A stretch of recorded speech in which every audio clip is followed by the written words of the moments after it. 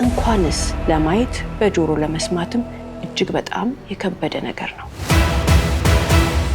ስራን ለመስራት ሊያቅተን ይችላል። በከፋን ሰዓት ቋሚ የሆነ ውሳኔ ህይወታችን ላይ መወሰን የለብንም።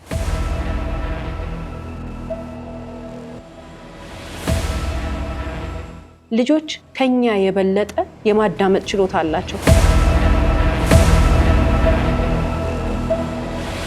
የማንም ሰው ልጅ ሲመታ ድምጽ መሆን መብታችን ነው።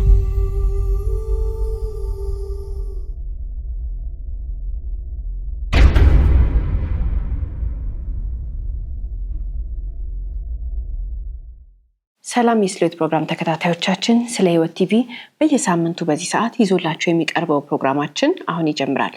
ስለ ህይወት ፍርድ የተሰጠባቸውን እውነተኛ ወንጀል ታሪኮችን ለእናንተ ለተመልካቾች በድራማ መልክ ያቀናበርን ይዘን የምንቀርበው ፕሮግራም ይሆናል።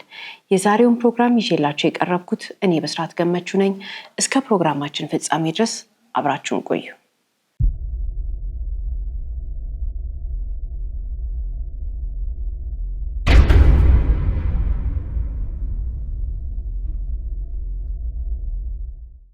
ሀዘን ሲፈጠር በርካታ ቤተሰብ መሃል ቤተሰቡ እጅግ በጣም ይቀራረባል።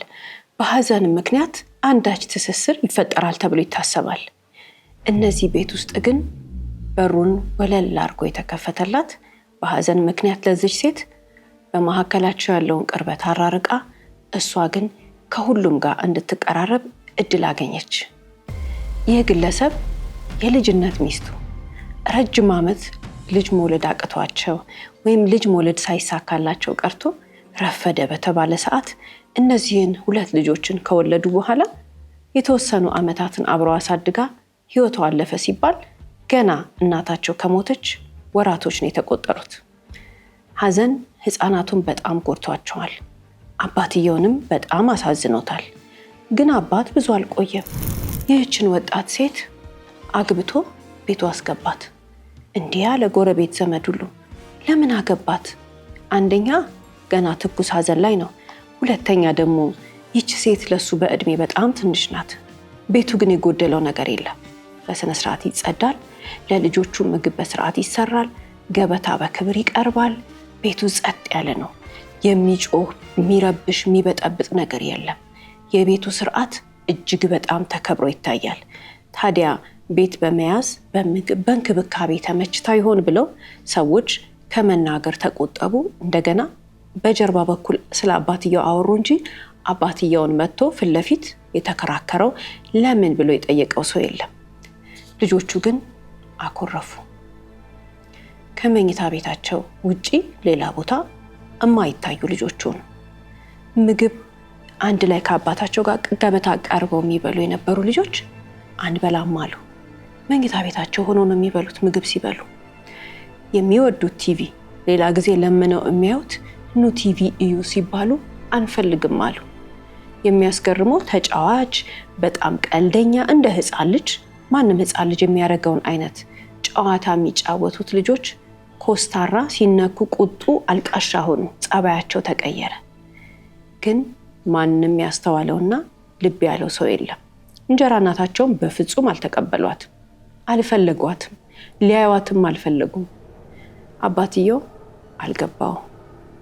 ታዲያ እነዚህ ህፃናት እዚህ ሁኔታ ላይ እያሉ ነበረ ድንገት አንድ ቀን ከትምህርት ቤት ሳይመለሱ ቀሩ። ፈልገው ነው የሄዱት ወይንስ ዘመድ ቤት ተወስደው ነው? ጎረቤት ቤት ተደብቀው ነው? እየተጫወቱ ቆይተው ነው? ማንም ጤነኛ ሰው በአይምሮ የሚያስበው ነገር ነው። ግን ከትምህርት ቤት አልመጡም አለች እንጀራ እናታቸው። ከትምህርት ቤት የሚያመላልሳቸው ሰርቪስ መኪና ደግሞ እኔ እዚህ ቤት አስገብቻቸዋለሁ እስከሚገቡ ድረስ በሩ ተከፍቶላቸው እስከሚገቡ ድረስ በአይኔ አይቻቸዋለሁ አለ። ትምህርት ቤታቸው በሰዓቱ ከትምህርት ቤት ሲወጣው ወደ ሰርቪስ ሲገቡ እንደታዩ ተናገረ። ጎረቤት እነዚህን ህፃናት ልጆች የዛን ቀን ከሰርቪስ ከወረዱ በኋላ እኔ ሰላም ብዬ ስሚያቸዋለሁ ሁለቱንም የምትል ደግሞ አንዲት ጎረቤት ተገኘች። ታዲያ በዚህ በኩል እንጀራ እናታቸው ከትምህርት ቤት አልመጡም ትላለች። በዚህ በኩል ደግሞ ልጆቹ ቤታቸውን በራቸውን አንኳክተው እንደገቡ የዛን ቀን የሚናገሩ የሚያሳዩ በርካታ ማስረጃዎችና መረጃዎች አሉ።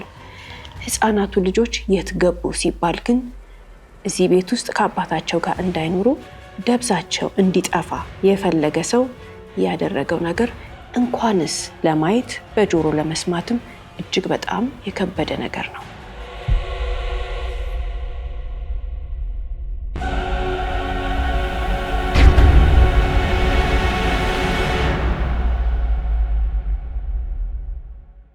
በዛች ሰኞ ቀን ጧት ልጆቹ ከቤታቸው ወጥተው የጠፉ ቀን ሲነጋ እንደማንኛውም ቀን ነበር ለዚህ ቤተሰብ።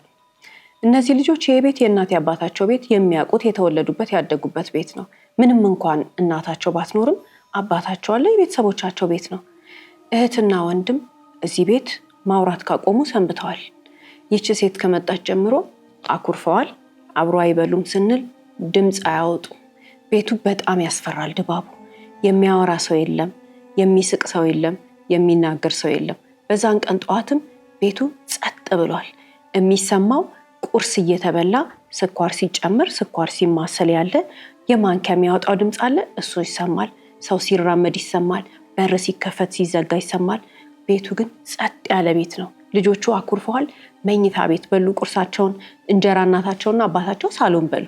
ከዛ ምን ሆነ? ሹፌሩ መጣና ወደ ትምህርት ቤት ሄዱ።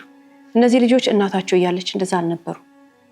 በጣም ሳቂታ፣ በጣም ተጫዋች። እናታቸው ከሞተች በጣም ጥቂት ወር ነው፣ ግን ትልቅ ያስደነገጣቸው ነገር የቤታቸው ለውጥ ነው። ልክ እሷ ስትመጣ መጀመሪያ ያደረገችው ነገር እንጀራ እናታቸው የእናታቸው የሆነ ሽታ፣ ድባብ፣ ስሜት እንዲጠፋ ስለፈለገች መጋረጃውን ቀየረችው። የቤቱን ዕቃ በሙሉ ቀየረችው። ምንጣፍ፣ ሶፋ፣ ሁሉ ነገር ተቀየረ። ልጆቹ አልጋቸው ሁሉ ነው የተቀየረው። እናታቸውን የሚያስታውስ አንድ ነገር የለም። የእናታቸው ፎቶ፣ ልብስ ምናምን ሁሉ ነገር ከቤት ውስጥ ስብስብ ተደረገና አንድ ቦታ በሻንጣና በቁም ሳጥን ውስጥ ደግሞ የተወሰነ ተደርጎ ተቀመጠ። ሴቷ ልጅ የእናቷን ዕቃዎች የምትፈልጋቸውን መርጣ አንድ ቦታ አስቀምጣለች፣ ለሷ ማስታወሻ የሚሆናትን የምትፈልገውን ነገር። ወንዱም እንደዛው፣ ግን የሴቷ ይበልጣል። ወንዱ የደረደረው እንዲታየው የሚፈልገው ቦታ ነው። እናቱን ለማስታወስ የሚፈልግበት ቦታ ቁም ሳጥን ውስጥ ያስቀመጠው ዕቃ አለ። ሴቷም እንደዛው፣ ግን እንጀራ እናታቸው የምታየው ነገር አትፈልግም። የጓዳ ሹካ፣ ማንኪያ የምንለውን ሁሉ የነሱን እናት የገዛችውን ዕቃ ሁሉ አውጥታ ጥላ እሷ አዲስ ገዝታለች። ይሄ ቤት አሁን የእሷ ነው። አዲስ ቤት፣ አዲስ ኑሮ፣ አዲስ ነገር፣ ሁሉ ነገር ለእሷ ተስተካከለ። ለልጆቹ ግን ተበላሸባቸው።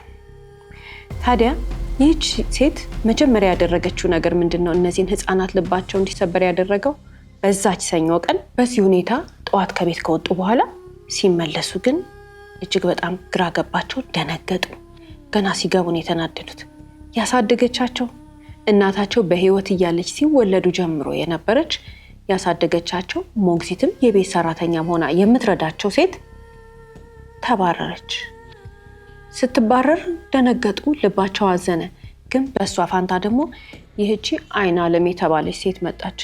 አይናለም እና በዛችኛዋ ሰራተኛ መተካቷ ብቻ አይደለም፣ አይናለም የምትባለው ሴት ከፀጉሯ ጀምሮ እስከ እግር ጥፍሯ ድረስ የእናታቸውን ልብስና ጫማን ያደረገችው። እናታቸው ላይ የሚያውቁት አልረሱትም። እናታቸው ያንን ልብስ ለብሳው ከአይናቸው ላይ ራሱ ምስሉ አልጠፋም። በጣም ተበሳጩ፣ በጣም ተናደዱ። ለምን የእናታችንን ዕቃ ትነኪያለሽ አሏት። እሷም አያገባችሁም አለቻቸው። እነዚህ ልጆች ጉልበታቸው እንባ ነው። ያሳደገቻቸው የቤት ሰራተኛ ሄደችባቸው። አባታቸው ረስቷቸዋል። እናታቸው በህይወት የለችም።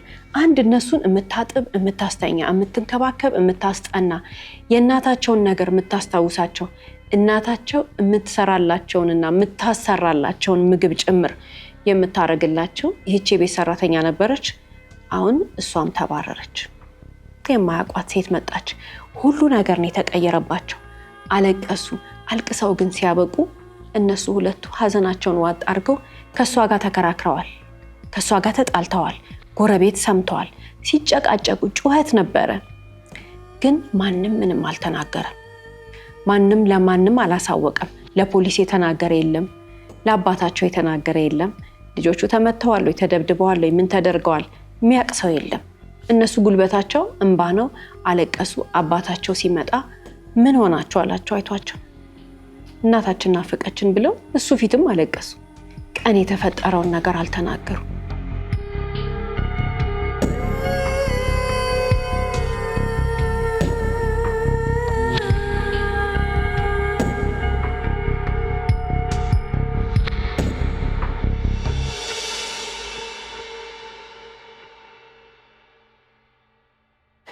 በጣም የሚገርመው ነገር አባትየው ሰራተኛዋ የለበሰችውን ጭራሽ የሞተች ሚስቱን ሻሽ ልብስ ምናምን አላስተዋለም።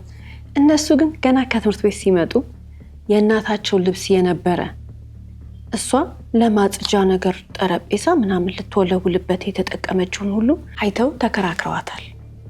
አስታወሱት የእናታቸው ልብስ እንደሆነ። የእናታቸው ልብስ እየተቆራረጠ ለመወልወያ ለምናምን እየተጠቀመችበት እንደሆነ አይተው እኮ ተቆጥተዋል ህፃናቶቹ። አባታቸው ግን ሻሿ፣ ቀሚሷ፣ ጫማዋ ሁሉ ሲደረግ አላስተዋለም። የዛን ቀንም ልጆቹ እንደዛ አይናቸው አብጦ ቀኑ ሙሉ አልቅሰው ጠብቀውት ምን ሆናችሁ ሲላቸው እናታችን ናፍቃን ሲሉት የዛን ቀንም አላስተዋለም። ያቺ የጸብ ቀን አለፈችና ልጆቹ የጠፉበት ሰኞ ቀን መጣች። ሰኞ ቀን ልጆቹ ምንም ሳይነጋገሩ ወደ ትምህርት ቤት ሄዱ። አባት ግን ስልክ ተደወለለት። የደወለችለት ደግሞ እንጀራ እናታቸው ናት። ልጆቹ ከትምህርት ቤት አልመጡም አለችው ቀለል አርጋ። አባት ደነገጠ። ወዲያውኑ እየሮጠ ወደ ቤት መጣ። ማን ጋር ደውለሻል? ምንድነው የተፈጠረው ነገር አላት። እሷም ቀለል አረገችና አትረበሽ አለችው። ምንም ተረጋጋ፣ ምክንያቱም ልጆቹ እኮ በዚህ ሰዓት ያጠፋሉ፣ ይጠፋሉ፣ መኖር አንፈልግም ብለው ሊሰወሩ ይችላሉ፣ ይደበቃሉ። ስለዚህ የልጆች ባህሪ ነው፣ እየጎረመሱ ስለመጡ ነው፣ አታካብድ አለችው። በጣም ተናደደ፣ በጣም አዘነ። ግን እሱ ምን አደረገ? ስሜቱን አላሳያትም። ስልኩን ይዞ ወደ ውጭ ወጣ። ትምህርት ቤታቸው ጋር ደወለ፣ የሚመለከተው ሰው ጋር። እኛ ወደ ሰርቪስ ሲገቡ አይተናቸዋል። እንደውም ሰርቪሳቸው ከሰው ሁሉ በፊት ቀደም ብሎ ነው የመጣው፣ የሚያረፍድ ሰርቪስ አይደለም አሉት። ሹፌሩ ጋር ደወለ። ሹፌሩ የዛን ጊዜ ለአባትየው የነገረው ነገር ግን አባትየውን አስደነገጠው። እኔ ራሴ አለ አውርጃቸዋለሁ፣ በሩ ተንኳክቶ ሲገቡ አይቻቸዋለሁ አለ። ግን በር ጋር ሲደርሱ ደስ አላላቸውም። ምን አይተው እንደሆነ አላቅም፣ ወዲያው ፊታቸው ተቀያየረ። ከትምህርት ቤት ወደ ቤት ሲመጡ ግን መኪና ውስጥ እየዘፈኑ እየተጫወቱ እየተሳሳቅን ነው የመጡት። በር ጋር ግን ልክ ሊገቡ ሲሉ የሁለቱም ፊት ተቀያይሯል። ምን ሆናችሁ ብዬ ለመጠየቅ አልቻልኩም፣ ምክንያቱም ሁሉም ቤት ውስጥ የነበሩት ሰዎች ወደ ደጅ ጋር ስለነበሩ ግርግር መፍጠር አልፈለኩም። ፊታቸው ግን ተቀያይሮ አይቻለሁ አለው። አባትየው ግራ ገባው። ስልኩን ዘጋና አሁን በደንብ ሊጠይቃት ወደ ቤት መጣ። በሩን ገና ገብቶ ደግሞ ዘጋ ሲያደርገው የልጆቹ ምሳቃ፣ ቦርሳ ምናምን አለ። እቤት አልመጡም ብላለች። ልጆቹ ከቤታቸው ሲወጡ ቅያሪ ልብስ አልያዙም። ደብተራቸውና ቦርሳቸውን ይዘው ሄደዋል። ግን ሌላ ደግሞ ቦርሳ ምናምን ሳይሆን ቤት ውስጥ ያለው መጽሐፍና ደብተር ነው እንጂ የትምህርት ቤት ቦርሳቸው ይዘውት ነው የሄዱት። ጠዋት አይቷቸዋል ይዘው ሲወጡ። እንዴ ከትምህርት ቤት አልተመለሱም አላልሽም እንዴ ሲላት አላቅም፣ ለማይሆን ጥያቄ መልስ የለኝም፣ ማይሆን ነገር አትጠይቀኝም፣ ጠፉ ነው አለችው። የዚህን ጊዜ አባትየው ምንም አልተቀየረም፣ ምንም አልተናገረም፣ ምንም እቃውን አልነካም። አንድ ነገር ግን ሌላ አስተዋለ። ልጁ ጠዋት ትምህርት ቤት ስትሄድ አድርጋ የነበረው ፀጉር ጌጥ መሬት ላይ አየው። ይህን ጊዜ አባታቸው በልጆቹ እርግጠኛ ነው። የፈለገ መራራቅ ቢኖር፣ የፈለገ ይህች ሴት ወደ ህይወታቸው ከመጣች ጀምሮ ግራ የሚገባ ነገር ቢኖርም አባታቸው ግን አንድ እርግጠኛ ሆኖ የተናገረው ነገር አለ። ልጆቼ በፍጹም ጥለው ከቤታቸው አይወጡም አላት። የልጆቼን ስነ ስርዓት አውቃለሁ አላት። ልጆቼ እኔን ጥለው አይሄዱም አላት። ከዚህ በኋላ ምንድነው የሆነው? አባት ፍጹም የምታረገው ነገር አልተዋጠለትም። ይሄንን ሳሎኑንም እንዳትነኪ አላት። የልጆቼንም መኝታ ቤት እንዳትነኪ ያለና ከዛ በኋላ የልጆቹን ክፍል ቆልፎ ተኛ። ሱሳ ሂጅና መኝታ ቤት ገብተሽ ተኝ ብሎ አባትየው የዛን ቀን ሲያሰላስል አደረ። ጎበዝ አባት ነው። እቃ እንዳትነኪ ያላት፣ ልጆቼ መኝታ ቤት እንዳትገቢ ያላት፣ ልጆቹ መኝታ ቤት ተኛ። እሱና በጠዋት ተነስቶ ሄዶ ለፖሊስ ጥቆማ ሰጠ። ለፖሊስ ጥቆማ ሲሰጥ እዛ ቤት ውስጥ የነበረችው የበፊት ሰራተኛዋ አዲሷ ሰራተኛ እራሷ አዲሷ ሚስት ጭምር የልጆቹ እንጀራ እናት አባትየውም ሆነው ቃል ሰጡ። ቃል ከሰጡ በኋላ እዚህ ቤት ውስጥ እንግዲህ ፖሊስ ምርመራ ጀመረ። የፍርድ ቤት የብርበራ ትዕዛዝ መጣ። ቤቱ ተፈተሸ። ሁሉ ነገር ምርመራ ሲቀጥል ፖሊስ አንድ የተረዳው ነገር አለ። ከጎረቤት ድምጽ ሰምተናል አሉ። ጩኸት ነበረ። እዚህ ቤት እንደዚህ አይነት ክርክር ሰምተን አናውቅም። እንደዚህ አይነት ድምጽ የሰማነው ያኔ ለቅሶ ጊዜ እናታቸው የሞተች ጊዜ ነው እንጂ ቤቱ እኮ ሰላማዊ ነበር። አልፎ አልፎ ስትቆጣቸው እንሰማለን አሉ። የዛን ቀን ግን አንዲት ጎረቤት መጣችና እኔ አለች የሆነ ወንድ ድምጽ ሰምቻለሁ፣ የአባታቸው ግን አይደለም። የሆነ ወንድ ሲያወራ ሰምቻለሁ በቁጣ አለች። ስንት ሰዓት አካባቢ ነው የአባትየው ያልሆነ የወንድ ድምጽ የሰማሽው ተብላ ስትጠየቅ ያቺ ጎረቤት ምን አለች? ከቀኑ 9 ሰዓት ተኩል ካለፈ በኋላ፣ ያ ማለት ልጆቹ ከትምህርት ቤት ከመጡበት ሰዓት አካባቢ ነው ማለት ነው።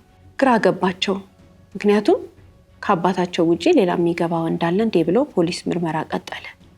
የልጆቹ ዕቃ አለ። የዛን ቀን እኮ ልጆቹ መክሰስ ቀርቦላቸው ነበር። መክሰሳቸው ቀዝቅዞ አልበሉትም። የምሳቃቸው ቦርሳቸው፣ ደብተራቸው ብቻ አይደለም የልጆቹ ወይንም የሴቷ ልጅ ጸጉር ጌጥ ብቻ አይደለም። ከትምህርት ቤት እንደመጡ ቤታቸው እንደገቡ ፖሊስ በራሱ የምርመራ ቴክኒክ ተረድቷል። ያዩዋቸው ሰዎች አሉ።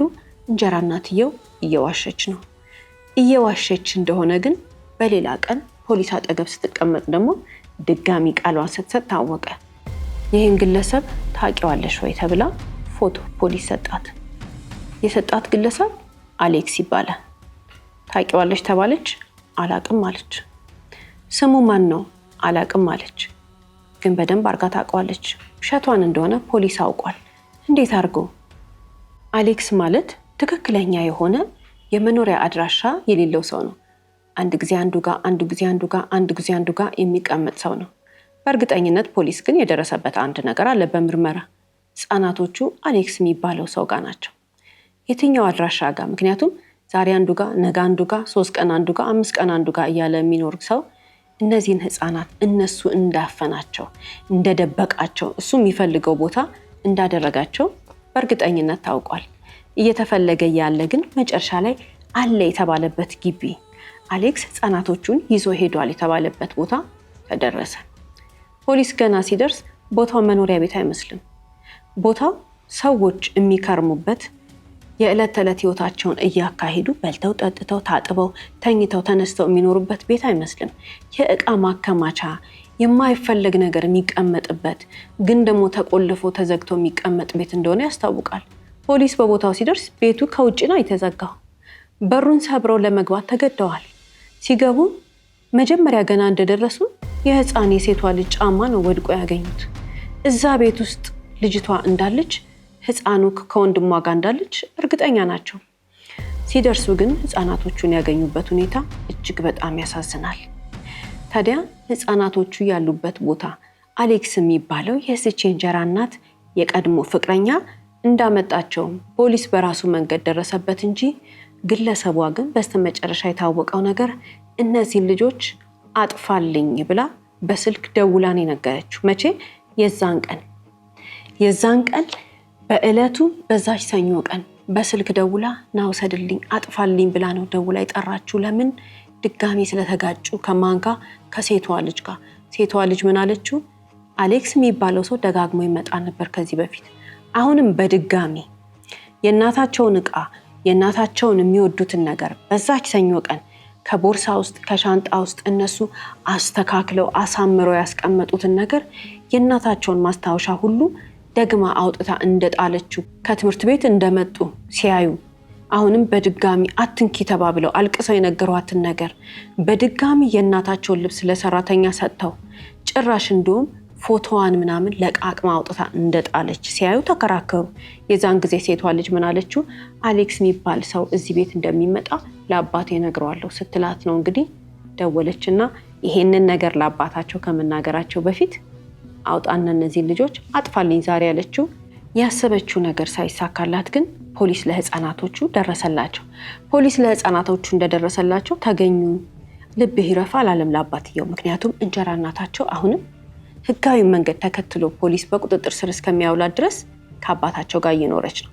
ግን አባትየው በዚህ ሰዓት የጠረጠረው እንጀራ እናታቸውን ይሁን እንጂ እርግጠኛ ስላልሆነ ኑሮ ቀጥሏል። ፖሊስ ህፃናቶቹን መጀመሪያ ወደ ሕክምና ቦታ ነው የወሰዳቸው። ከዛ በኋላ ወደ ህፃናት ማቆያ ቦታ ሕክምናቸውን ከጨረሱ በኋላ እንዲሄዱ ተደረገ። ግለሰቧ ላደረገችው ነገር ምርመራ ተጀመረ፣ ወይንም ደግሞ በፖሊስ ቁጥጥር ስር ዋለች። የፍርድ ሂደቱን ጠብቆ እሷና የተባበሯት ሰዎች ሁሉ ተፈረደባቸው። አሌክስ ግን ማን ነው ለመሆኑ? ይሄ ግለሰብ 2 ልጆች እያሉት የትዳር አጋሩም በሞት አጥቶ ይህችን ሴት የት ነው ያገኛት ብሎ ብዙ ሰዎች ጠየቁ። የትዳር አጋሩ እንደሞተች የልጆቹ እናት ብዙ ዓመታትን ጠብቀው ነው እነዚህ ሰዎች ልጅ የወለዱት። ግን ስትሞት ግን ጥቂት ዓመት ወይንም ደግሞ እስከዚህ ዕድሜያቸው ብቻ ነው ያሳደገቻቸው።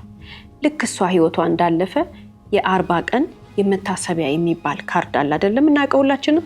እሱን ለማሰራት ሲሄድ የማተሚያ ቤት ውስጥ ሰራተኛ ሆና ነው ያገኛት። የዛን ጊዜ ፈጠን ብላ ያስተናገደችውን ሴት እናትየው በሞተች በጣም በጥቂት ጊዜ ምናልባትም 80 ቀን ሳይሞላት ይላሉ ሰዎች፣ ግለሰቡ ቤት ውስጥ አስገብተዋታል። ቤት ውስጥ ካስገባት በኋላ ግን የመጣችው አይናለም የምትባለው ሴት አሌክስ እና እሷ ተመካክረው ነው ግለሰቡን የሆነ ነገር አድርገው ሀዘን ውስጥ ስለነበረ አይምሮን ሊያስቱት ፈልገው ነው የሚሉት ሰዎች አሉ። ለምን? አሌክስ የሚባለው ሰው የስጋ እህቱ የራሱን የስጋ እህት ነው እዛ ቤት ሰራተኛ እንድትሆን ያመጣት። ግለሰቡ በጣም የሚዘገንነው ነገር ደግሞ 2 ልጆች አንስቶ ደግሞ ምን ሊያረጋቸው ነበር የሚለውን ነገር ስናስብ ነው። እናታቸውን በሞት ያጡት ህፃናት በእርግጥ አሁን የለመደቻቸው ያሳደገቻቸው ሲወለዱ ጀምሮ የተንከባከበቻቸው የሚወዱትን ምግብ የምታውቅ መኝታቸው እንዴት መነጠፍ እንዳለበት የምታውቅ ምን ሲሆኑ በደንብ እንደሚያጠኑ የምታውቃቸው የእናታቸው ምትክ የሆነች ያሳደገቻቸው ሞግዚታቸው እና የቤት ሰራተኛዋ አሁን ተመልሳላቸው መታለች። የልጆቹ ማንነት ግን በፍጹም እንደ ድሮ ሊሆን እንደማይችል እንዳልቻለም በርካቶች ይናገራሉ። ግለሰቧና ግብረ አበሮቿ ተገቢውን የሆነ ቅጣት ተፈርዶባቸዋል ሲባል ሊወሰን የሚችል ወይንም ደግሞ ማንም ዳኛ ሊፈርድ የሚገባውን ከፍተኛውን ቅጣት ነው የተቀጡት። አባትየው በዚህ በጣም ተደስቷል። የልጆቹ ማንነት ግን እስከ ወዲያኛው ድረስ ስለተቀየረ በስብዕናቸው፣ በማንነታቸው፣ በአይምሯቸው ላይ የደረሰው ጉዳት የሚታይ ስለነበረ እጅግ በጣም አዝኗል። ባልጠበቀው ጊዜና ሰዓት አሁን ለሁለተኛ ጊዜ ሚስቱ ከሞተች በኋላ ትዳር አገኘው፣ ፍቅረኛ አገኘው ብሎ ያሰበው አባት የደረሰበት ነገር አስደንግጦታል። በርካቶች ግን አላዘኑለትም። ለምን? ቸኩሏል ይሉታል።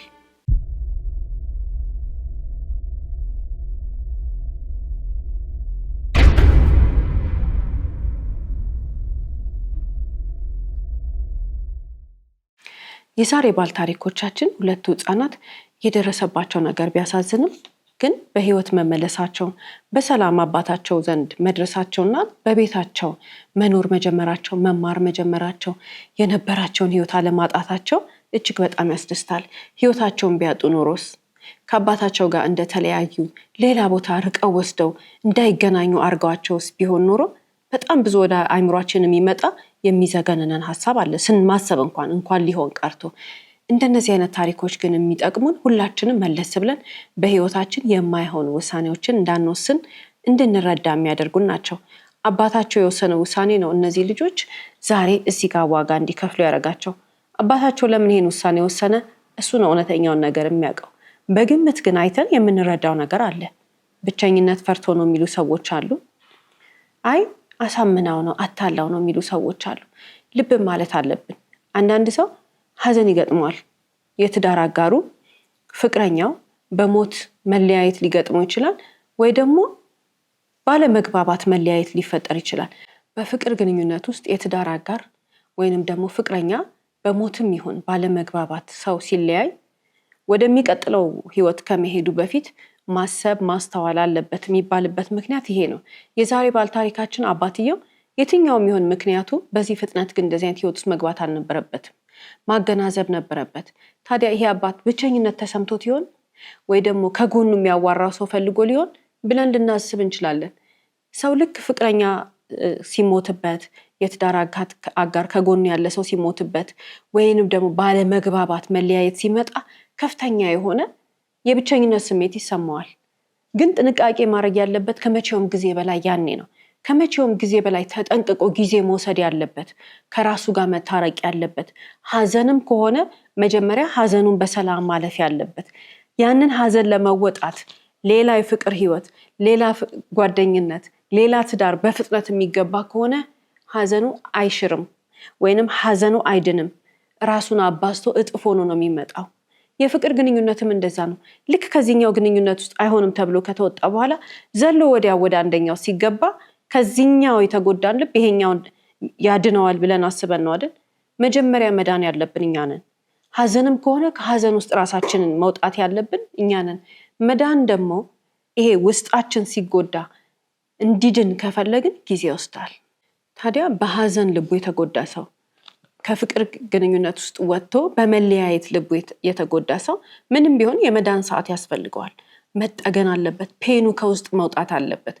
ያንን ፔን ለመሸፈን ግን ወደ አዲስ ህይወት ወዲያው በፍጥነት የምንገባ ከሆነ ለራሳችን ጊዜ ሳንሰጥ፣ ሀዘንም ከሆነ ከሀዘኑ ሳናገግም፣ መለያየትም ከሆነ መለያየት ከሚባለው ፔን ውስጥ ሳንወጣ ወደ ሌላ ነገር ሮጠን የምንገባ ከሆነ ግን ያ የፈራነው ህመም፣ ያ የፈራነው ውስጣችን እንዳይሰማን የፈለግነው የብቸኝነት ስሜት እጥፎ ነው የሚመጣበት ህይወት ውስጥ ነው የምንገባው።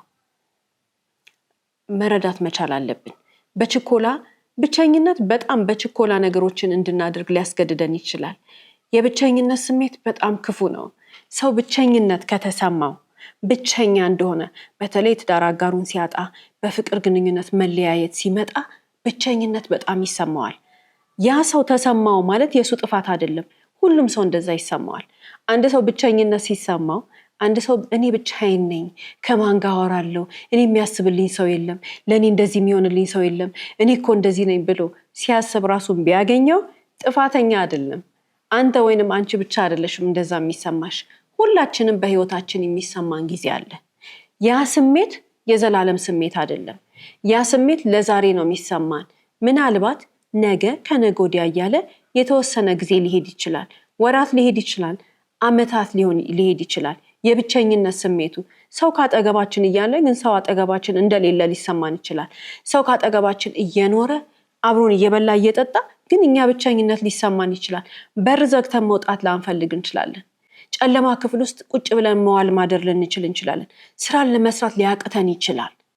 የተለያየ ነገር ሊሰማን ይችላል። ከአንድ ህይወት ውስጥ ስንወጣ መለያየት ሊሆን ይችላል። የትዳር አጋር በፍቺ ሲሄድ ሊሆን ይችላል። የምንወደው ሰው ሲሞት ሊሆን ይችላል። ከምንወደው ሰው ጋር ስንለያ ሊሆን ይችላል።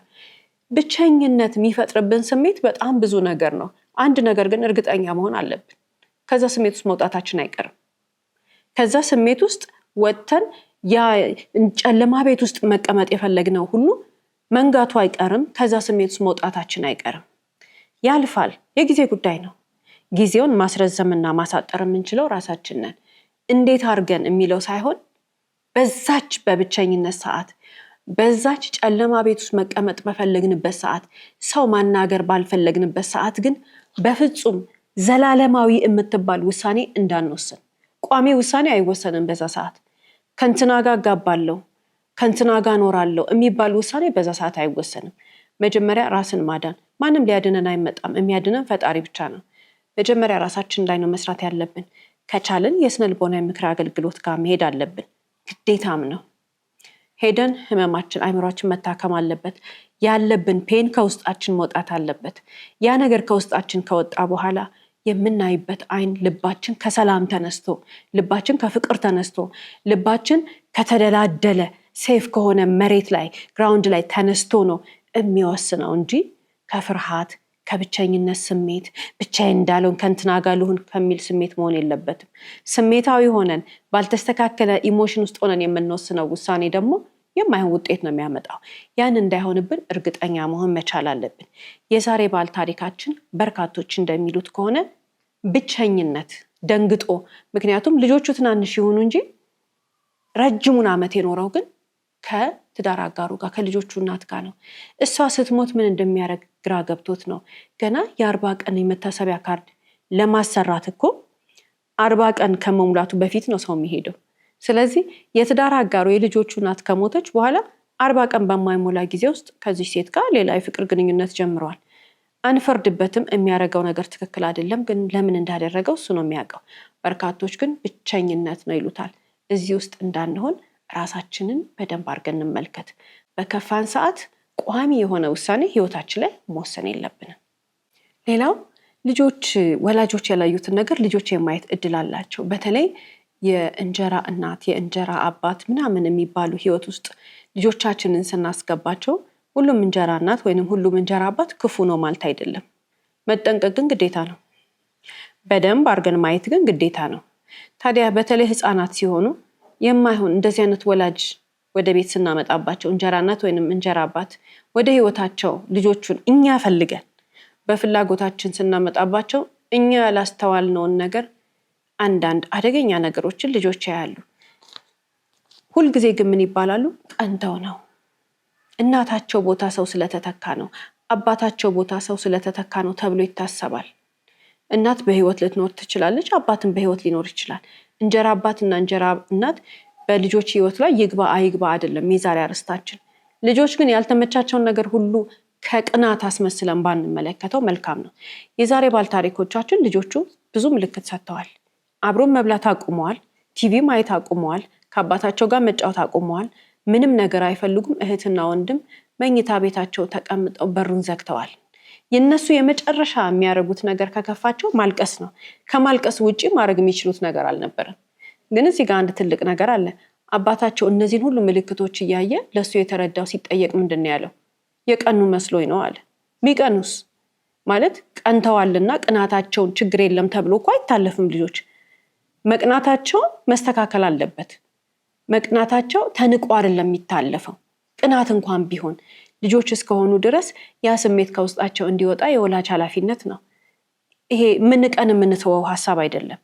ግን ልጆቹ ቀንተው አልነበረም፣ ክፋቷን አውቀዋል።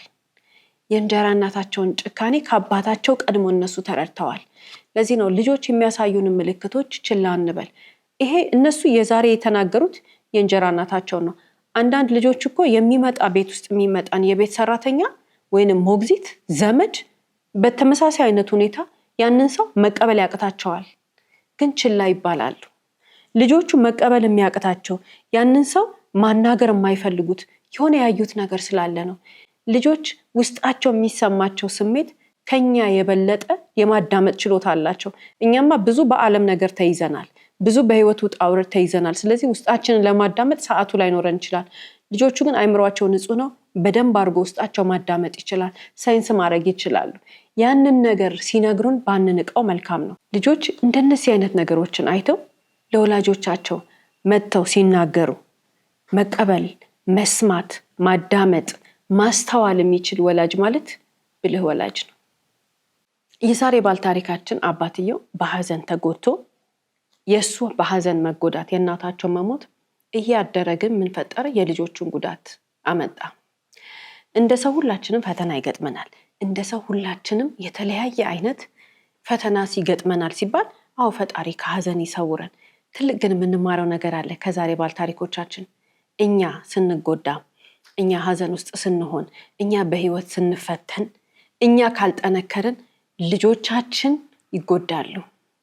እኛ የሆነ የህይወት ፈተና ሲገጥመን በዛ ውስጥ ሆነን ማልቀስ፣ ማዘን፣ ስሜታዊ መሆን፣ የተለያየ ነገር በቃ ድብርት፣ ድባቴ ምናምን የሚባል መዓት ነገር ሊገጥመን ይችላል። ወላጅ ግን ስንሆን ያ አይፈቀድልንም። ወላጅ ስንሆን እንደሌላ ሰው ሐዘናችንን ፊት ለፊት ማውጣት፣ እንደሌላ ሰው በሐዘን መጎዳት፣ እንደሌላ ሰው በሐዘን ምክንያት የሚሰሙንን ስሜቶች እንኳን ውስጣችን ለራሳችን ተቀባይነት እንዲያገኝ ማድረግ አንችልም። ወላጅ ነና። ልጆች ፊት ጠንክረን መታየት አለብና። ልጆቻችን ፊት ብድግ ማለት መቻል አለብን። ልጆቻችን ፊት ማልቀስ፣ መድከም፣ መጨነቅ የሚባሉት ነገሮች አይፈቀድልንም። ወላጆች ስለሆነ ልጆች ስላሉን። የዛሬ ባለታሪካችን ይሄንን አላደረገም።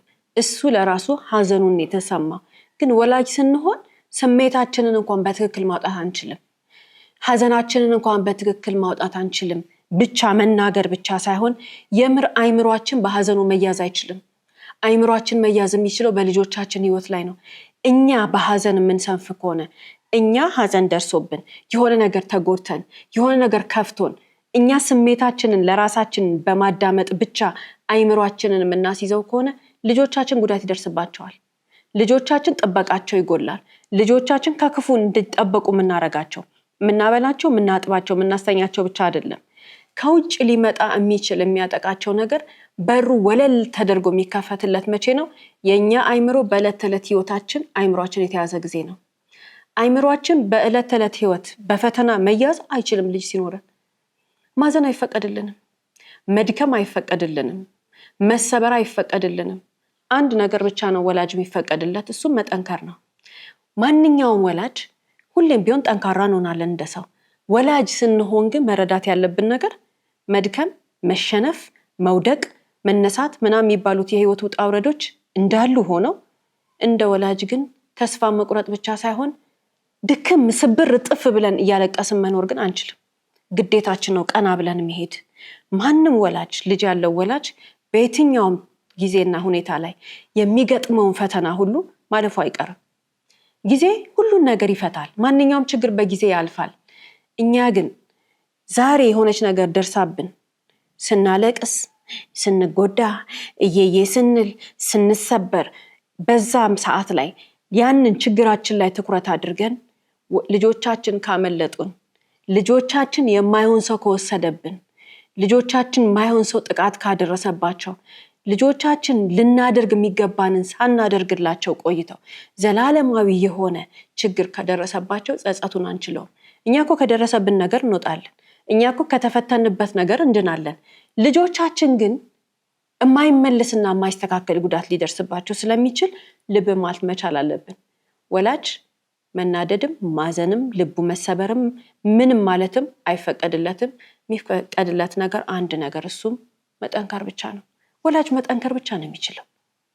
ሌላው ልጆቻችን በእኛ ምርጫ ዋጋ መክፈል የለባቸውም አይደል? ይሄን የምንለው ለምንድን ነው? የዛሬ ባል ታሪካችን በጣም ብዙ አይነት ሚስት ለራሱ መምረጥ ይችል ነበር። ከብዙ ሴቶች አስተዋይ ሴት መምረጥ ይችል ነበር፣ ጎበዝ ሴት መምረጥ ይችል ነበር፣ የተለያየ ነገር። ግን እንግዲህ እሱ የወደደው ችኛዋን ሴት ከሆነ ራሱ ያውቃል።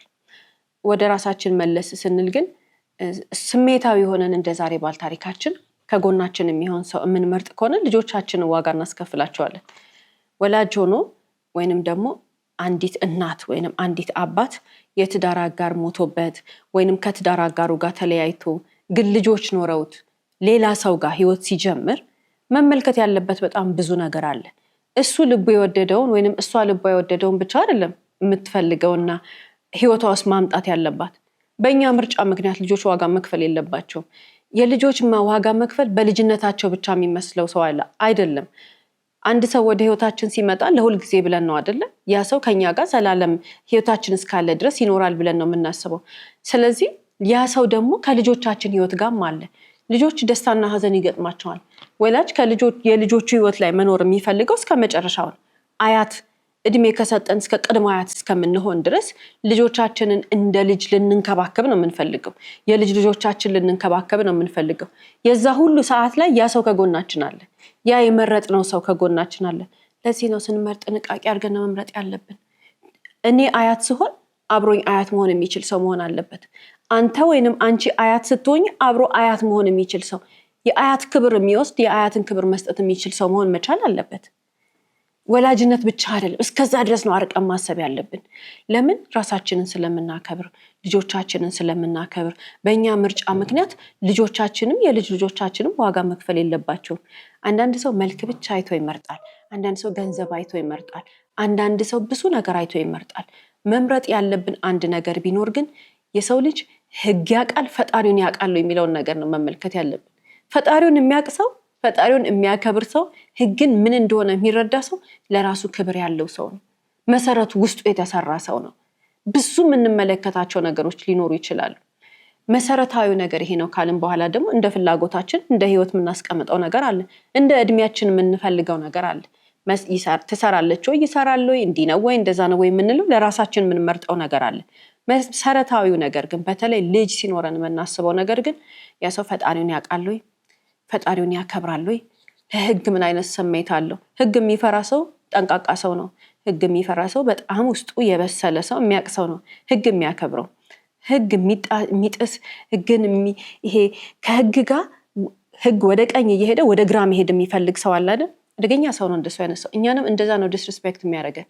እንደዛ ነው እኛንም ምንም የማንመስለው። ምክንያቱም ሰው ሲሰለጥን፣ ሰው ሲያቅ፣ ሰው ሲማር፣ ሰው ውስጡ በጣም ሲረዳ ህግ ያከብራል፣ ፈጣሪውንም ይፈራል። እነዚህን ነገሮች ስናስተውል ለልጆቻችን ስለምናስብ ነው። ታዲያ ልብን ማለት ማቻል ያለብን አንድ ነገር አለ። እኛ መልክ አይተን፣ እኛ በሆነ ቻቻታ ተታለን፣ እኛ በሆነ ሞቅ ባለበት ቦታ ሁሉ ደስ ብሎን ስሜታዊ ሆነን የወሰንነው ውሳኔ፣ ቤታችን ይዘን የመጣነው ሰው፣ ቤታችን አብረን ልንኖር የመረጥነው ሰው ልጆቻችንን ስንወስን ረስተናቸው ከሆነ ዋጋ እናስከፍላቸዋለን። እኛ ዋጋ እንከፍላለን። በእኛ ምርጫ ምክንያት፣ እኛ በወሰንነው ውሳኔ ምክንያት ደግሞ ልጆቻችን በፍጹም ዋጋ መክፈል የለባቸውም። ስለዚህ ልጅ ኖሮን ወይንም ልጆች ኖረውን አዲስ ህይወት ውስጥ አዲስ የትዳር አጋር፣ አዲስ ፍቅረኛ መያዝ ስንፈልግ ስናስብ እንደ ሲንግል ሰው ብቻዋን እንደምትኖር ሴት ወይንም ብቻውን እንደሚኖር ሰው አይደለም እናስበው። ልጅ ካለን 2፣ 3፣ 4፣ 5 ብዙ እናስባቸው ነገሮች አሉ። ምክንያቱም የኛ ውሳኔ ልጆቻችንን እንዳይጎዳቸው፣ የኛ ውሳኔ ልጆቻችንን እንዳይነካ ማስተዋል መቻል አለብን። አሁን ለኔ ብለን አይደለም እናስበው፣ ለኛ ብለን ማሰብ ስላለብን ወላጅ ስንሆን እንደዛ ነው ማሰብ ያለብን። ሌላው የዛሬ ባል ታሪኮቻችንን ተመልክተን የምናነሳቸው ሀሳቦች መካከል አንዱ እንጀራ እናትየውን ነው። ይቺ እንጀራ እናት እንግዲህ ስትመጣ እናታቸው በሞተች በ40ኛ ቀን ሳይሞላው አባትየው ልታስተዛዝን ነው ተባለ። አባትየው ከብቸኝነት ሊወጣ ትልቅ ምትረዳው ሰው እንዳገኘች ነው የቆጠረው። እሷ ከመጣች በኋላ ሚስቱን የሚረሳን የመሰለው። እጥፍ ነው የሆነው ሀዘኑ። እንደውም በፊት ጉዳቱ ሚስቱን ማጣቱ ነበር። አሁን ግን ልጆቹ ላይ የደረሰው ነገር እስከ ወዲያኛው አይምሯቸው በራሱ የተጎዳው ነገር፣ ሰውነታቸው የተጎዳው የታመመው ነገር ሀዘኑ እጥፍ ነው የሆነው። ለዚህ ነው እኛስ ራሳችን እንዴት ነው የምናየው? ማንም ሰው በህይወት እያለ መፈተኑ የማይቀር ነገር ነው። ማንም ሰው በህይወት እያለ የህይወት ውጣ ውረድ፣ የህይወት ፈተና ይገጥመዋል። አንዳንድ ሰው ከባድ ይሆንና ሀዘን ጭምር ይገጥመዋል። በእንደነዚህ አይነት ሰዓታት ግን ሰው ሊያድነን አይደለም የሚመጣው፣ ወይንም ደግሞ ሰው ሊጥለን አይደለም የሚመጣው። የሚመጣውን ሰው ምንነት የሚያውቀው ፈጣሪ ነው። እኛ ግን አንድ ነገር መረዳት መቻል አለብን። በእንደነዚህ አይነት ሰዓቶች ላይ ከችኮላ በቃ ያንን ስሜት ለማምለጥ ከመፈለግ ሀዘኑ፣ ጭንቀቱ፣ ከቤት እንዳንወጣ የምንፈልገው ነገር፣ የደበረን ነገር፣ የሚያስጨንቀን ነገር ጋር ለመላቀቅ ስንፈልግ የሆነ ሰው ጋር ሄደን ልጥፍ እንዳንል እንጠንቀቅ። በቸገረን ሰዓት፣ በተጨነቅን ሰዓት፣ በከፋን ሰዓት ያኔ ነው እንደውም ከራሳችን ጋር መታረቅ ያለብን። ከራሳችን ጋር ቁጭ ብለን ውስጣችንን ማዳመጥ ያለብን እንጂ ሄደን አይዞሽ አይዞህ ያለን ሰው ጋር ሄደን ልጥፍ የምንል ከሆነ የዛኔ ነው የምንጎዳው። በእንደነዚህ አይነት ሰዓት የሚመጡ አብዛኛውን ጊዜ ሰዎች አነፍንፎ የሚመጡ ሰዎች አሉ። ሰዎች ሲጎዳ አዛኝ መስለው በጉዳታችን ሰዓት መጥተው ከኛ ጋር ሆነው የተለያየ ነገር የሚያደርጉ፣ እንደሱ አይደለም። ሰው ሲጎዳ ሲያዝን፣ በተለይ የስሜት ጉዳት ሲደርስብን፣ ኢሞሽናችን ከሆነ የተጎዳው፣ ውስጣችን ከሆነ የደበረው፣ ውስጣችን ከሆነ የተሰበረው መሄድ ያለብን ምንጠይቀው ፈጣሪን ነው። መሄድ ያለብን ደግሞ የስነ ልቦና የምክር አገልግሎት የሚሰጥ ሰው ጋር ነው። እርዳታ ነው የሚያስፈልገን። እርዳታ የሚያስፈልገን ነገር ከደረሰብን ጉዳት እንድንወጣ ነው። ሰው አያውጣንም ከዚህ ውስጥ። እወድሻለሁ፣ እወድሃለሁ፣ አጠገብሽ ነኝ፣ አለሁልሽ ያለ የማናውቀው ባዳ ትላንት ያልነበረ አዲስ ሰው አያድነንም፣ በፍጹም አይረዳንም። ውሸት ነው። እንደነዚህ አይነት ሰው ገጥሟቸው የተሳካላቸው ሰዎች በጣም ጥቂት ናቸው። ጥቂት ደግሞ ስኬት አይደለም። ጥቂት ሰዎች ሆነላቸው ብለን እኛ ይሆንልናል አንልም። መዓት ሰው ግን ማምጣት እንችላለን። በተጎዱ ሰዓት አጠገባቸው የመጣ ሰው ሌላ ጉዳት ጎድቷቸው የሚመጣ የዛሬ ባል ታሪኮቻችን ምሳሌዎች ናቸው። ሌላ ሰው የጎዳቸው ሰዎች በጣም ብዙ ሰዎች አሉ። ታዲያ እኛ ማንን? ከሰው የተለየ ነገር የለንም አይደል? ውስጣችን ከሰው የተሰራ ነው። ሰውኛ ስሜታችን ነው የሚጎዳው። በጉዳታችን ሰዓት ዝም ብለን ሰው ጋር ሄደን እንዳንጣበቅ ራሳችንን መግራት መቻል አለብን። ራሳችንን ማነጽ መቻል አለብን። በከፋን ሰዓት ብቸኝነት፣ ሀዘን፣ ውስጣችን የሚሰማን የድብርት ስሜት በጣም ደስ አይልም። በጣም ይከፋል። አዎ ሰው ካጠገባችን ቢሆን እንመርጣለን። በተለይ የፍቅር ግንኙነት ሆኖ መለያየት ካለው፣ በተለይ የትዳር አጋር ይሁን የፍቅረኛ ይሁን ሞት ካለው በጣም ከባድ ነገር ነው። እኛ ልባችን በጣም ይሰበራል አይደል? ግን ልባችን የመሰበሩ መጠን እጥፍ እንዲሆን ካልፈለግን በስተቀር ወዲያውኑ በተለይ ዘለን የፍቅር ግንኙነት ውስጥ አንገባ። እንደነዚህ አይነት ስብራት ሰዓት ላይ ነው ሰዎች መጥተው ጉዳት የሚደርስብንና የምንጎዳ። የሚያሳዝነው ደግሞ እኛ የተጎዳ ነው አንሶ ልጆቻችንን የሚጎዳ ሰው ልናመጣ እንችላለን። የምንወዳቸው ሌሎችንም ሰዎች ጭምር የሚጎዳ ሰው ልናመጣ እንችላለን። ስለዚህ ባዘንን ሰዓት ማንን ቤታችን እንደምናስገባ ልብ ማለት መቻል አለብን። ሲጀመርም በተጎዳን ሰዓት ባዘንን ሰዓት ማንንም ማስገባት የለብንም። ከራሳችን ጋር ነው መሆን ያለብን። ሌላው የዛሬ ባል ታሪኮቻችን ጎረቤቶቻቸው ለምንድን ነው ዝም ያሉት? ሁላችን ታሪኩን ስንመለከት ምን ታዘበው ነገር ነው። አንዷ የሆነ ነገር ሲሉ ሰምቻለሁ፣ አንዷ አረ የወንድ ድምጽ ሰምቻለሁ፣ አንዷ እቃ ሲንጓጓ ሰምቻለሁ፣ ሲጫጫው ሰምቻለሁ። ከሰሙ ለምንድን ነው ልጆቹን ያረዷቸው? ከሰሙ ለምንድን ነው አባትየውን ደውለው ምን ችግር አለ ያላሉት? እንደ ማህበረሰብ አንዳንድ ጊዜ የልጆችን ድምጽ፣ የልጆችን ጩኸት፣ የልጆችን ለቅሶ ችላ እንለዋለን።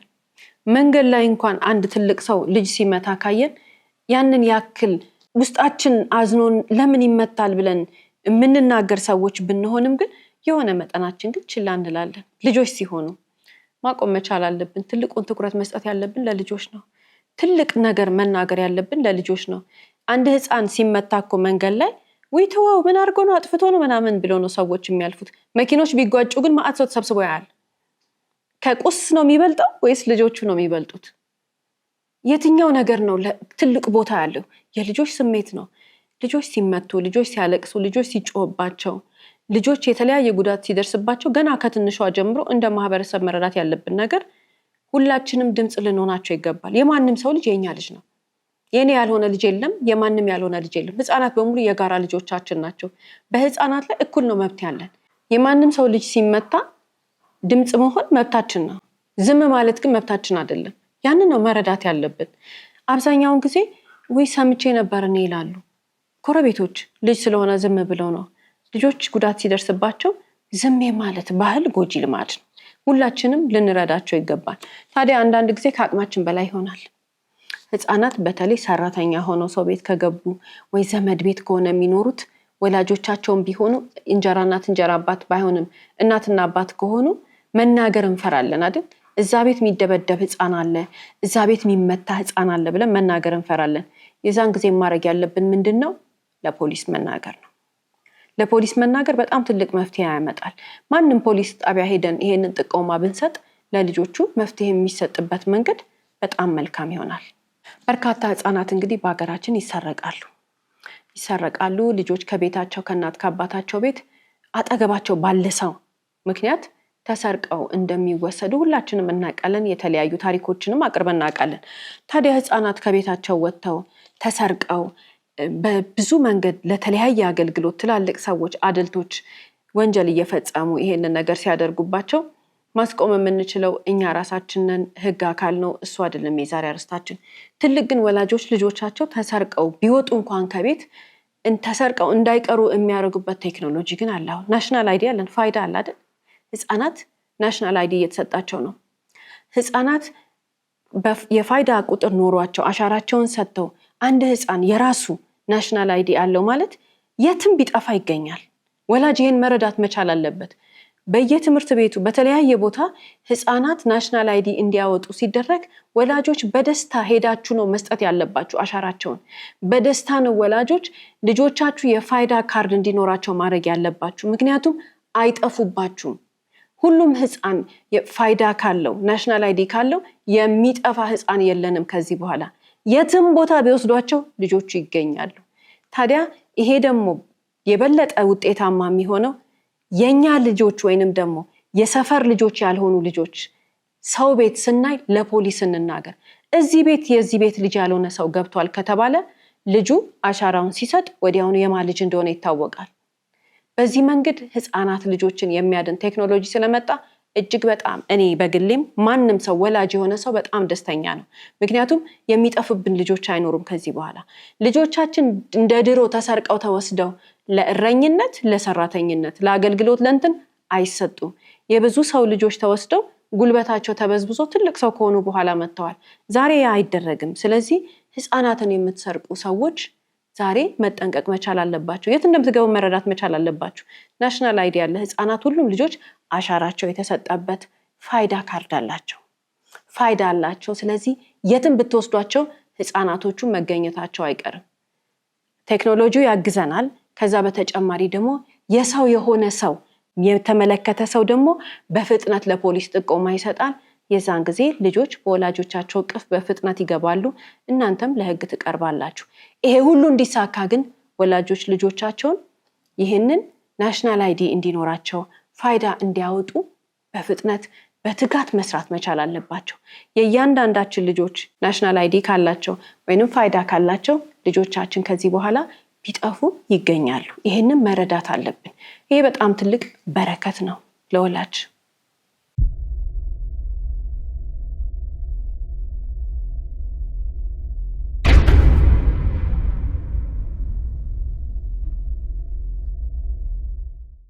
እስከ ፕሮግራማችን ፍጻሜ ድረስ አብራችሁን ስለቆያችሁ እናመሰግናለን። ሳምንት በተመሳሳይ ሰዓት በአዲስ ታሪክ እንደምንቀርብ እየገለጽን እንደተለመደው በአድራሻችን አስተያየቶቻችሁን ላኩልን።